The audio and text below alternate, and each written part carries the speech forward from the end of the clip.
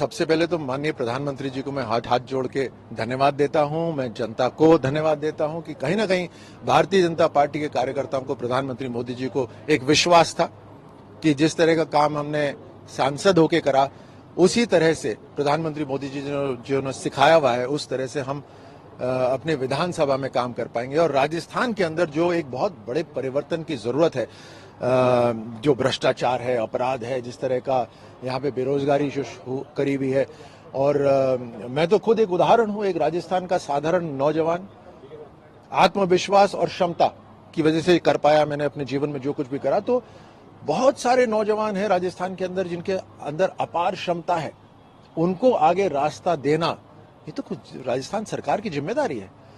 तो इस वजह से मैं माननीय प्रधानमंत्री जी को, भारतीय जनता पार्टी को और जनता को धन्यवाद देता हूं कि आज ऐसा उनका आशीर्वाद रहा, ऐसा उनका विश्वास रहा कि आज अगर विधानसभा लड़ने के भी अगर अवसर मिला है तो वो मुझे मिला है। चर्चाओं में एक जो सीएम के जो चेहरों के नाम थे, उसमें एक नाम आपके नाम की भी चर्चा होती रहती है। अब चूंकि आपको विधानसभा का चुनाव लड़ाया जा रहा है तो ये चर्चाएं ज्यादा बल पकड़ रही है। नहीं, देखिए इसमें क्या है, सबसे ज्यादा जरूरी यही है कि एक टीम ऐसी काम करे जो राजस्थान के अंदर वाकई में विकास की राजनीति कर पाए, परिवर्तन ला पाए।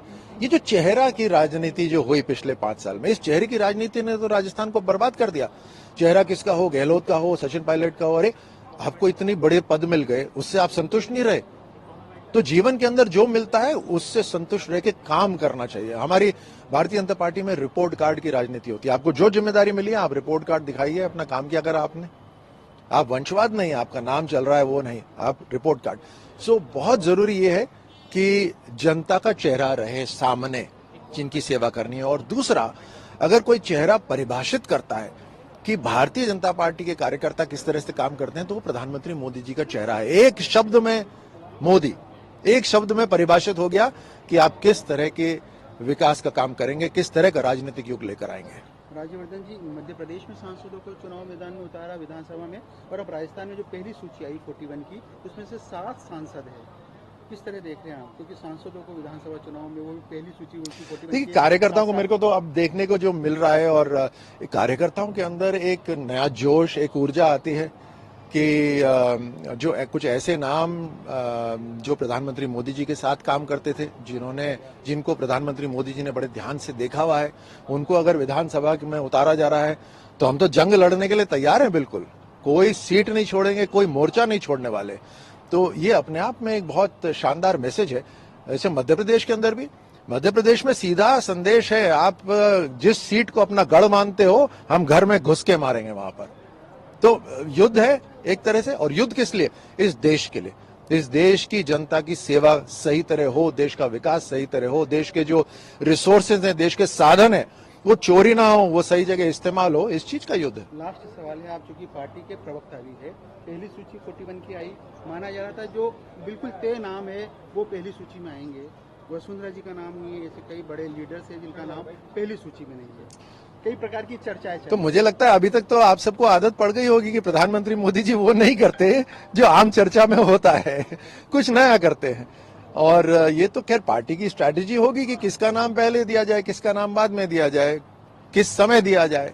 ये तो स्ट्रैटेजी है, अपनी अपनी पार्टी की टैक्टिक्स है। लेकिन इसमें कोई संदेह की बात नहीं है कि हमारे जो सीनियर लीडर्स हैं, जैसे वसुंधरा जी हैं और जो बड़े बड़े लीडर्स हैं, उनकी गाइडेंस में, देश के जो बड़े लीडर्स हैं उन सब की गाइडेंस में ही ये सारी तैयारी हो रही है। क्या तैयारी रहेगी वो आपकी, अब किस प्रकार की, क्योंकि अब रण में तो आपको उतार ही दिया है। भारतीय जनता पार्टी के जो मेरे पूरे लोकसभा क्षेत्र के कार्यकर्ता हैं, सब तरफ से फोन आ रहे हैं। अब वो आएंगे, वो मोर्चा संभालेंगे। झोटवाड़ा मेरी अपनी एक विधानसभा रही है, तो एक खास लगाव तो झोटवाड़ा के साथ है ही। और देखिए, एक खास जो बात झोटवाड़ा में है वो है कि पूरे राजस्थान से जो परिवार आगे बढ़ना चाहते हैं, वो अगर अपने गांव छोड़कर आते हैं, अपनी इतनी बड़ी कुर्बानी देते हैं कि अपना गांव छोड़कर आते हैं, तो वो शहर में इसलिए आते हैं ताकि वो आगे बढ़ पाए। तो उनके लिए वो सुविधा, चाहे स्वास्थ्य की हो, एजुकेशन की हो, सड़कों की हो, हर तरह से वो सुविधा तो होनी चाहिए, तभी तो वो आगे बढ़ पाएंगे। तो इसी के ऊपर झोटवाड़ा अपने आप में युवाओं की आबादी बहुत ज्यादा है, और जो एस्पिरेशनल आबादी है, एस्पिरेशनल नागरिक हैं, उनकी संख्या है। तो मेरे लिए तो बहुत सौभाग्य। नमस्कार, मैं हूं मानक गुप्ता। अगर आपको हमारा ये वीडियो पसंद आया हो तो इसे लाइक और शेयर जरूर करें, और हां, हमें सब्सक्राइब और फॉलो करना ना भूलें ताकि आप देश और दुनिया की कोई खबर मिस ना करें। तो जुड़े रहिए हमारे साथ और देखते रहिए न्यूज़ 24।